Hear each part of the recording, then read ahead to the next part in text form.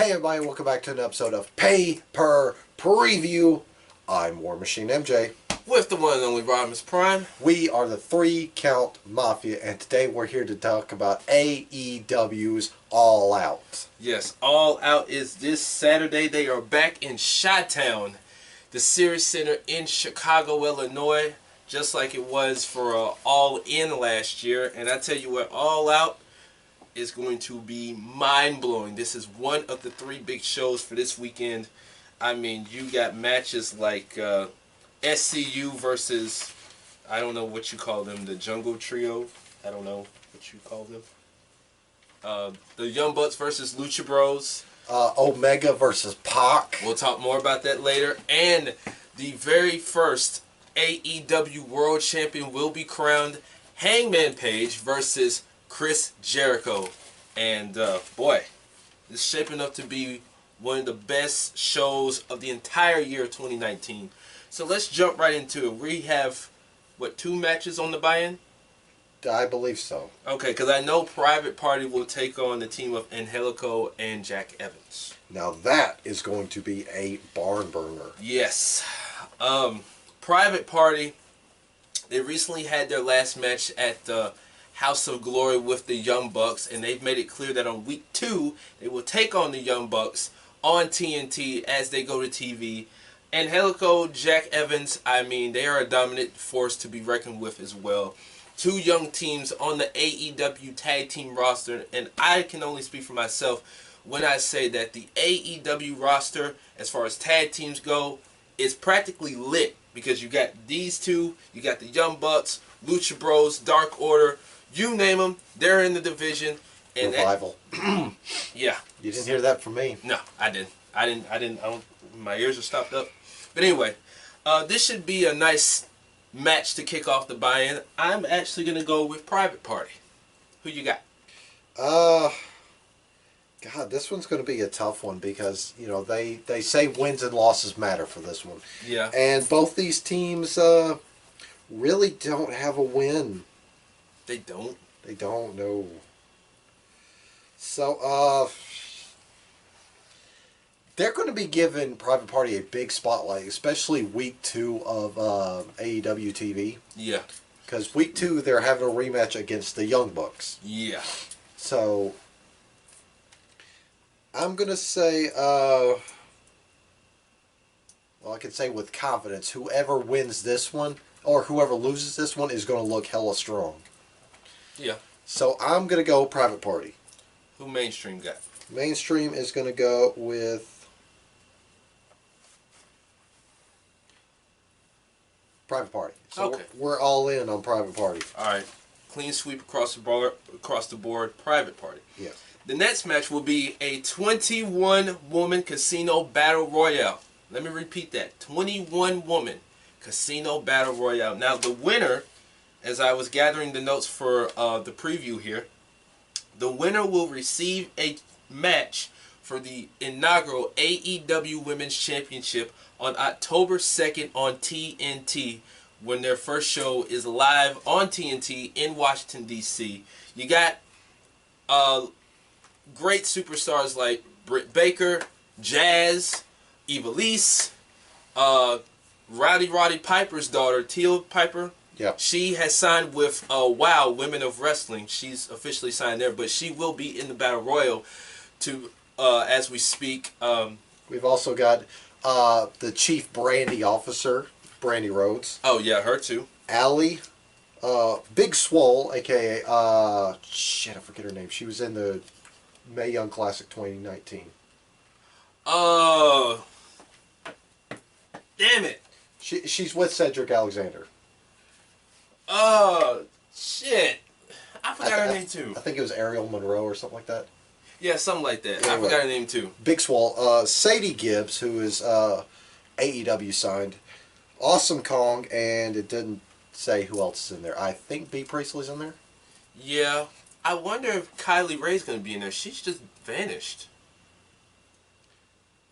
I haven't heard... Well, I heard she deleted her Twitter and, you know, I guess something's personal going on. I hope she's okay. She's probably going to be in there along with some of the Joshi talents. Yeah, but we were talking off air, and I said I feel like Britt Baker should win this one. Yeah. Because she would be like the Michael Jordan or LeBron James of that women's division. They would build that division around her. I feel like they'd build the division around either her or, wait, you said B. Priestley? Build the division around Britt Baker. Britt Baker. It'd be either her or B. Priestley. Yeah. You know, they would be like Rock Stone Cold of the women's division. Yeah, or like 1A, 1B. Yeah, 1A, 1B. So either way, it's going to be great, but as we mentioned, the winner gets a title shot for the Women's Championship on their very first show in DC, October 2nd on TNT. Now, well, they're going to go Britt Baker. Now, what I'm going to do, it's a bit of a controversial pick. All right. Because we don't know who all is in here, Wikipedia refuses to tell me who else is in here. Yeah. It just says, and 11 other opponents, TBA. I'm going to pick B. Priestley, but if she is not in that match, then Britt Baker will be my backup pick. Okay. So, they go Britt Baker, I go B. Priestley and or Britt Baker. So, yeah, another match that isn't going to affect our card. There's also going to be Riho taking on Hikaru Shida. Yeah, I think that match will be pretty decent. I got Riho. Yeah, I like watching these Joshi women go at it. I'm going to say Hikaru Shida. Who Malcolm got? Oh, he doesn't have it. Oh. Wait, does he? Oh, he's got Riho. Oh, okay. Yeah, okay, all right. It is going to affect our card then if mainstream comes. So, who did he pick for the Battle Royal? Britt Baker. Oh, okay. You said that. Yes, I did. Pay attention, man. Damn it. My bad. My bad. Anyway, we'll move on to the next match. It'll be a trios match. It'll be the team of Scorpio Sky, Christopher Daniels, and Frankie Kazarian, known as SCU. SoCal Uncensored, taking on a baby, a boy, and his dinosaur. Marco Stunt, Jungle Boy, and Luchasaurus. I can't put it any better than that. I'm sorry. You caught me off guard with the baby bit. I mean, Marco Stunt's like, he's like this. I half expected you to say a boy, his dinosaur, and another boy. Yeah, I mean that's about as far as I can go. Yeah, this match was just made recently on Being the Elite, where Christopher Daniels was being harassed by a toy dinosaur. Frankie Kazarian was just skulking outside of a Chuck E. Cheese's like a creep. And, of all places, Chuck E. Cheese's. And Scorpio Sky was getting ready to sit down and watch The Jungle Book. Yeah. I like that bit with Luchasaurus and them and Mundo and Taya Valkyrie. Yeah, that was hilarious. Where they tossed the dog. Why'd you have me toss the dog if there was a door? Yeah. Parkour. Oh my god, that was funny. And, I wish AEW would sign them. And Luchasaurus was just like, I'm too old for this. I didn't sign up for this. I didn't sign up for none of this. Yeah, but anyway, I think this. Honestly, I thought this match was like kind of dumb, but this is going to be a fun match. Yeah, I said it's going to be a fun match. You know, not many people will, I guess, be excited for it, but I think it'll have some nice time, if you will. I'm going to pick the boy, the baby, the boy, and his dinosaur. Marco Stunt, Jungle Boy, and Luchasaurus are my picks. Me and Malcolm are going to go Soul Cal Uncensored. Okay. Next up, we have, let's see, there it is. All right. Cracker Barrel Clash. Yeah. Yes, a Cracker Barrel Clash at All Out. It will be the... Sponsored by Crackle Barrel. Yes, it will be Darby Allin versus the Bad Boy Joey Janela and Jimmy Havoc. You know,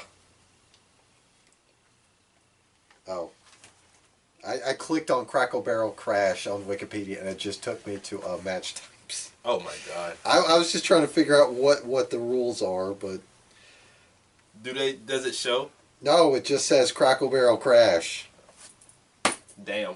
I'm... Well, just to get the backstory behind this, the last time these three, were together, they were in a six-man tag, and it was a lot of animosity on both teams, especially with Janela, Havoc, and Allen. And honestly, that brawl they did was just staged. Yeah, Can we agree that was like staged? Yeah, because Blink 182 were there, and they're like, again, Janela? Like, again, Janelle, what the fuck? And they just walked off. Like, ugh. At least he's not fighting Enzo at a Blink 182 concert. Okay, it doesn't say whether or not it's a no disqualification, but given who these three are, we're going to assume there's no disqualification. Yeah, we're gonna say it's more like a hardcore match. No holds barred. Oh my god, they're not gonna let me live it down. Oh, because it's too funny now. I had no choice but to get behind it. Earlier, I wanted to do it to make you mad. Now it's just. I mean, it's hilarious. at first y'all did it to make me mad, but now I'm used to it, so I can't help but laugh. See, it's hilarious now. Yeah, it's hilarious now. Anyway, I'm going to pick Darby Allin. Who y'all got? Oh, this is such a hard pick. Malcolm is going to go with Darby Allin. Fuck it, I'll go with Darby Allin too. Okay. So yeah, we're all going Darby Allin. This should be one hell of a match, if you will. The next match will be an Escalera de la Muerte. I got this. Escalera de la Muerte. Okay. Basically, ladder of death match for the AAA World Tag Team Championships. It will be Matt and Nick Jackson, the Young Bucks, taking on Rey Fenix and Pentagon Jr., a.k.a. the Lucha Brothers. And they will have zero Animo. Miedo. Zero. Damn it. Now I can't remember it thanks to your bad pronunciation. My bad. Zero. Mierda. Yeah. Anyway. Lucha Bros, Young Bucks. I mean, this rivalry's been going on for quite a while now. These two are just mind-blowingly amazing, if that's a word. It's a word today. Disgustingly athletic. Thank you. Anyway, this match should be no different. The Young Bucks coming in as champs. The Lucha Bros No. Lucha Bros are coming in as champs. I thought the Young Bucks were champs. No. Remember, they lost the belts at Triple Mania, wasn't it? No, they were in a six-man. It was a rematch for from Fyter Fest. But yeah, Wikipedia says they're champions. Oh shit. Anyway, you got me on that, so I stand corrected. Anyway, this match is going to be one hell of a barn burner. A lot of bumping, if you will, as far as the ladders are concerned, and a lot of what else I'm trying to say. Basically, they're going to do a lot of dope shit. They're going to kill each other. That's basically what I'm trying to say. They're going to kill each other. They're going to kill each other, yeah. So, that being said, I'm going to take the Lucha Bros. Once again, we're all going to go on Lucha Brothers because, yeah, as far as the AEW capacity goes, the Young Bucks have defeated the Lucha Brothers at every stop. Yeah, I've noticed that, especially with the six-man and other places like that. Well, like I said, in AEW. Yeah. Outside of AEW, it's been Lucha Brothers game all along. Yeah. So I think Lucha Bros will. They'll finally get that AEW W. Yeah. Next up will be a tag team match where the winners will get a first round bye in the AEW Tag Team Tournament when they kick up on October 2nd. On October 2nd. It is going to be the team of the Best Friends, Chuck Taylor and Trent Beretta, taking on the Dark Order, the team of Evil Uno and Stu Grayson. Now, the Dark Order has made it clear that they want to rule the tag team division, and the Best Friends, they want to be the first ever tag team champions. And if I'm not mistaken, Best Friends were their first targets, right? Yep. So, yeah, Best Friends are looking to get revenge on the Dark Order. However, I don't think it will be enough because I'm going with the Dark Order. Yeah, all of us are going to go on Dark Order. Yeah. They are clearly the legitimate threat of the AEW roster so far. Yeah. I'm on board with the Dark Order. I like their presence because it's not like Lucha Bros or Young Bucks or... It's something new, but it's not too cheesy at the same time. Yeah. It's like they're the team that stands out, if you will. Yeah. So. Next will be a literal blood grudge match. Oh man. Oh, yeah. It will be Cody taking on Shawn Spears, or as he likes to call himself, the chairman of AEW, the Perfect 10. Or as MJF says, that was funny. Now, before we get into the meat of this, let's go ahead and send a congratulations to Shawn Spears because he just got married recently. Yeah, to Peyton Royce.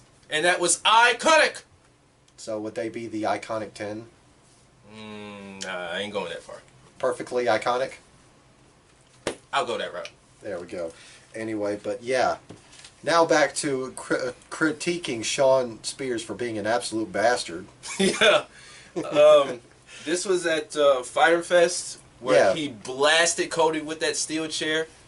Yeah. And there was a lot of controversy surrounding that. And then next thing you know, who comes into the fold to back up Shawn Spears? Legendary Four Horsemen member, Tully Blanchard. And you know what stake he has on this? Because he knows what it's like to face a Rhodes. Yes, just, if you talk about Rhodes, you talk about Cody's father, Dusty Rhodes. Because if Dusty Rhodes wasn't fighting Tully Blanchard, he was chasing Ric Flair in the world title. Woo! Basically, he was a thorn in the side of the Four Horsemen for all of those years in the 80s. And I guess you can say this is reminiscent of that. Oh yeah, this is a nice little callback. Yeah. It's also a callback between Cody and Shawn Spears because they were tag team partners back in OVW. Yes. They were champions, and when Cody announced he was signing Shawn Spears, he referred to him as a good hand. And not Cody, but Shawn Spears took offense to that. Because basically, what a good hand means is you're worse than an acquaintance. You're not quite an acquaintance or a friend. You're just kind of like, good people. Yeah, you're just like there. Yeah. And so Shawn Spears, during his interview with Jim Ross, he said, Cody, you talk about all the people he's been with. Bob Holly, Damian Sandow, Orton, Ted DiBiase Jr. He's been a leech. And every person that he's been with, where are they? Well, except Randy Orton. But other than that, where's everybody else? Yeah, he has a valid point until he gets to Randy Orton. Yeah. Then it's pretty much, didn't Orton leech off of him? But yeah, isn't it fitting that when Shawn blasted him at Fyter Fest, Cody got 10 stitches in the back of his head? Yeah, no, 10 staples or stitches, one of them. It was one of those. Yeah, it was 10. Either way, he got cut open pretty bad. He got, ironically, 10. Yeah. But Tully Blanchard will be in the corner of Shawn Spears. Now the question is, who will Cody have in his corner? Because they've made an exclusive point at the contract signing that only one person may accompany Cody to the ring. Be that his wife, be that his dog, or be that his best pal in the world, Glacier. Yeah. No, MJF. Yeah. Glacier's just on his crew. I was going to say, not to cut you off, I wish it was Arn Anderson, but I think he's got like some little deal with WWE or something. I think it's like some severance package. I don't know. I mean, severance package mean he's gone from WWE's books. Yeah. Given that the whole situation. Well, never mind. Anyway, we're not going to get into that one. Yeah, but like we asked, who do you think will be in Cody's corner? I say it's going to be MJF. Because he's too big of a star to leave off of All Out. Yeah. Not to mention, there was that footage post Fyter Fest where he was ready to just beat the hell out of Shawn Spears. Yeah, and even at Fight for the Fallen during that 6-man, he just could not stand being around Shawn Spears. Yeah, that. And so, I mean, he's thrown some digs at Shawn Spears, saying how Peyton Royce is the only person between them to win a championship. Which is fact. He's got a point. You got to give him some points on that. Because when was the last time we heard about Shawn Spears winning the belt? Does getting kicked in the face count as a belt? No. No. Anyway. Sorry, I tried. I like War Machine said, this is going to be a bloodbath. However, I feel like I'm going to be wrong on this, but I'm going to go on a limb and say it. I'm picking Cody. I think Cody will get his revenge. Again, I feel like I'm going to be wrong. But. You say Cody, I say Shawn Spears. Who? This is a star-making performance for him. This is an attempt to legitimize him, to cement him. Yeah. Besides that, Cody is 1-0-1.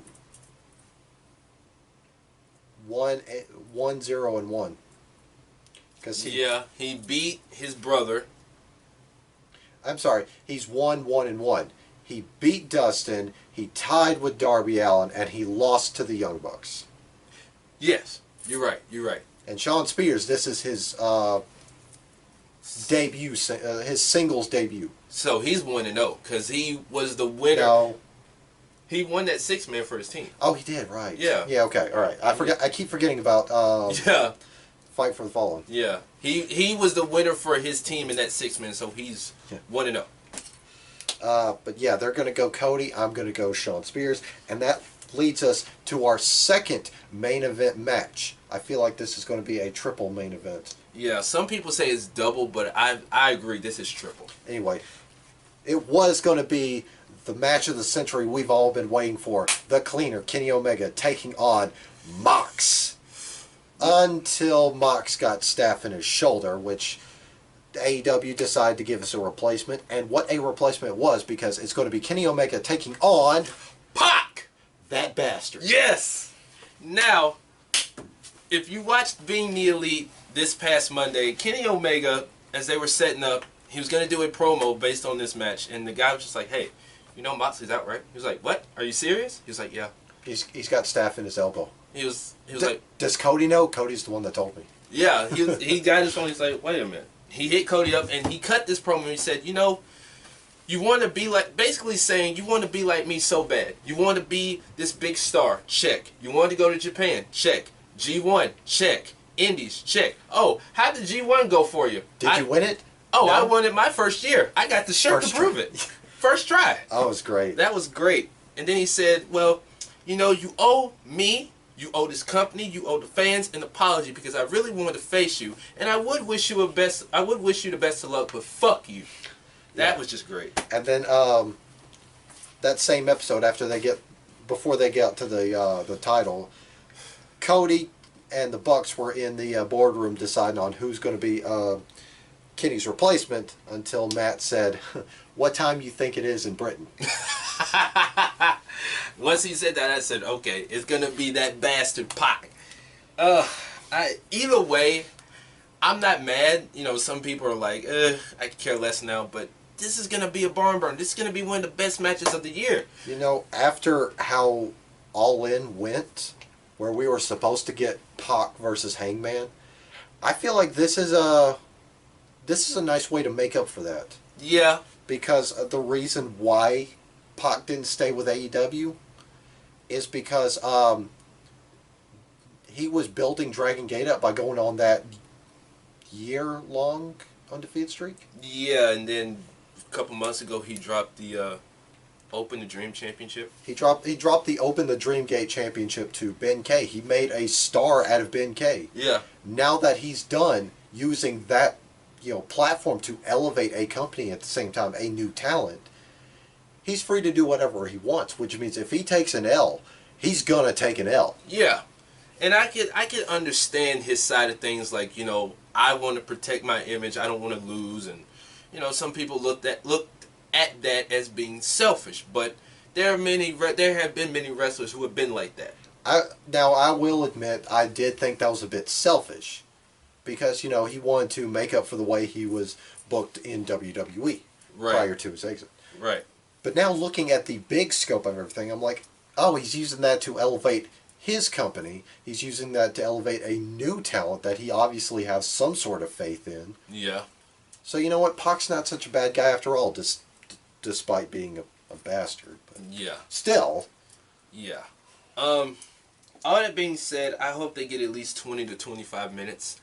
I'm going to go Kenny Omega but by disqualification. Okay, let me hear your reasoning on that.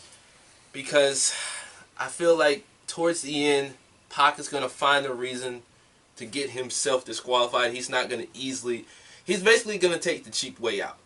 Like steel chair, something, low blow. So Kenny Omega by disqualification. However, on the contrary, me and Mainstream say Pac. What? I say for the sole reason, because AEW is not going to do cheap stuff like, oh, they win by disqualification. They're not going to hand that out so easily. Basically, Pac is going to, beat Kenny, but Kenny's going to look damn good in that match. I see your reasoning. Either, both guys are going to look real good. They're going to look like $1 million plus. But besides, this is Pac's debut match. Yeah, that is true. So he's got to have a decisive win.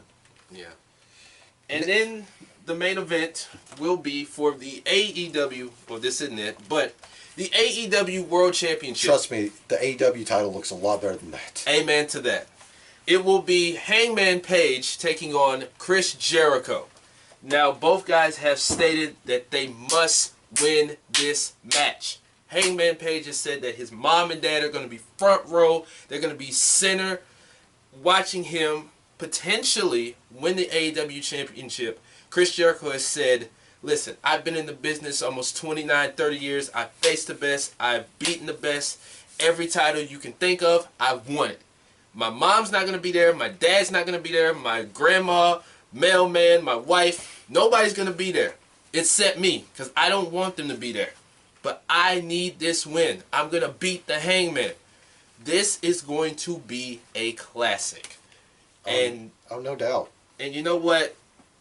Regardless of who wins and who loses, this is a moment that AEW should be proud of, being that, they're going to go to TV and that they're going to crown their first ever world champion. And you know what? As much as I would like for Hangman to win, I'm going with the veteran. I mean, like he said, he's been in the business almost 30 years. Chris Jericho is my pick. He will walk out of All Out, the new and first ever AEW World Champion. Who y'all got? Mainstream has Hangman Adam Page. Me, I'm going to go with Chris Jericho. Because this will be a chance to establish AEW. Yeah. Because you've got a former WWE undisputed champion in your ranks. Yeah. One of the best in the business, multiple-time Intercontinental Champion, multiple brand Intercontinental Champion. Yes, multi-time tag team champion. He's been in every promotion you can think of, every continent you can think of. He's wrestled the best, faced the best, beaten the best. He's done it all that you could possibly think of. And Hangman, like Chris Jericho said, he's got a bright future ahead of him. But it just seems right to me to put the title on the veteran. Not that I'm saying Hangman don't deserve it, but it's obvious to me Chris Jericho's walking out with that belt. Especially if AEW is trying to get more eyes on their product. Right. I mean, who gets more eyes on the product? A guy that only the internet fan base has heard of, or a name that everybody's heard of? Yeah, you gotta have some veteran star power as far as your company is concerned. Not to take away from the youngins under him, but it just seems obvious that Chris Jericho is the pick to win the championship. And either way, it's going to be a real defining moment for All Elite Wrestling. Yeah, now, it just comes down to two words: brand recognition. Yes. Now the question is, they have StarCast, right? Mm-hmm. A certain somebody from Chicago is going to be there. His name, CM Punk. The question is, do you think he'll be at All Out? No. No? I'm going to say as a hard no. I don't think he will either. If he shows up, great, fantastic, awesome. Do I want him to show up? No, not really. Yeah. If that's what he wants to do, then I'm on board. If he doesn't want to show up, then I'm on board either way. Yeah, because I mean, a lot of people are still asking, is he going to come back to wrestling? He's even said in interviews like, oh, if I text Cody or talk to the Young Bucks, oh, he's coming back to wrestling. That's not the case. You know, he says it's really annoying that people think because I talk to this person or text that person or call this person, I'm automatically going to come back. I'm like you. Whether he comes back, whether he shows up at All Out, I'm not going to be mad. If he doesn't, I'm not going to be mad. I'm not going to care either way. But, you know, so there are going to be some fans who be like, oh, well, he turned his back on us. He didn't show up. He's a grown man. He can do what he want to do. So I'm like you. I don't have a hard no for it, but I'm going to say he's not going to show up. He'll be at StarCast, though. I'm going to have a hard no because CM Punk just seems like somebody who's going to stand his ground. Yeah. You know, like Stone Cold. He stood his ground when he walked out. Yeah. Has he stepped back in the ring ever since? No. Maybe not until that Saudi Arabia money gets promised. Yeah. But, I mean, as far as Stone Cold goes, he's had his reasons. I mean, neck issues. But the fact of the matter is, it's been, what, 15 years plus since we've seen a Stone Cold match? Yeah, because the last one, he was going to job to Brock Lesnar. Yeah. And then you might as well say he basically called it quits after his last match at WrestleMania against The Rock. Oh, yeah. So. Well. Because you remember The Rock beat him at 19. The Yeah. Rock finally beat Stone Cold. Yeah, but I'm trying to think. Didn't the match he was supposed to have against Brock Lesnar, wasn't that after WrestleMania? Because I know it was a King of the Ring qualifier. Yeah, and that was the one where it had where they just threw it against the wall. I want to say it was before. I could be wrong. I think it was after because Yeah. Vince told him you're jobbing out, and Stone Cold said, "No, man, that's a money match, and you're giving it away for free." Yeah. And then he he left. Yeah. I mean, they worked things out, but still, it was just like you're just throwing something at the wall to stick and no build. Yeah. So he had every right to do that. Okay. Anyway, but yeah, I feel like CM Punk's just going to stand his ground. He's probably going to be annoyed with his StarCast appearance because yet again the idiots of the fan base are going to be like, "Hey, when you come back to wrestling, what do you think of wrestling?" Blah blah blah. Yeah. The usual questions he's been asked for the last 5 years. Leave that man alone about wrestling, all Yeah. right? I mean, we've had our fun as far as his MMA record is concerned, but at least the man tried. We'll give him a pat on the back because at least he tried, even though he got his ass kicked for like 15 seconds. At least he did something we couldn't do. Yeah. At least he's out there doing what he wants to do, not doing what he has to do. Right. So whether he comes back to wrestling, it's not going to be for WWE. We know that. Yeah. But, you know, like I said, he's a grown man. Leave him alone. Anyway, that is our... there's one more signing we forgot to mention as far as AEWs. Because the 90s are here again. Because both AEW and WWE were in a bidding war to procure the contract of a certain someone. Yeah! One of the most underrated commentators in my book, Tony Schiavone. Now, to further establish how good Schiavone is, go back to all the dying days of WCW. You're thinking of Joey Styles. Thank you. Yeah. Well, I got the CW right. Anyway, but go back to the dying days of WCW. He tried so hard to polish that turd. Yes, and even the early days of, like, Jim Crockett Promotions. Now, he was in WWE, well, WWF at the time for a little bit, but his main notoriety is, like, Jim Crockett Promotions, WCW. He was like the Jim Ross of that promotion. Yeah. I mean, no offense to Jim Ross, but I think Schiavone would do a much better job in the nowadays of wrestling than Jim Ross. Yeah, and they even worked together back in the day. Yeah. So, I mean, and it was, I found that astounding. I found that amazing that WWE was trying to get him. After all these years, he even said, like, when WCW closed, they had no interest in him. Now, all of a sudden, 18, almost 20 years later, they got interest in him. Because AEW was interested, and they want to lock down everybody. Yes. Oh, and another signing that happened recently. Hello. Ah, yeah. That guy, Orange Cassidy. Freshly squeezed. Oh, my God. Oh, I love Orange Cassidy. Oh, he's so good. I don't think a lot of people were happy about that, but it didn't matter to me either way. I find the guy amazing. Go watch his match from I think it was Big Time Wrestling with David Starr. Oh, that match was great. Oh yeah. That match was great. But yeah, Tony Schiavone with AEW, right move. Yeah. Yeah. That is our All Out predictions.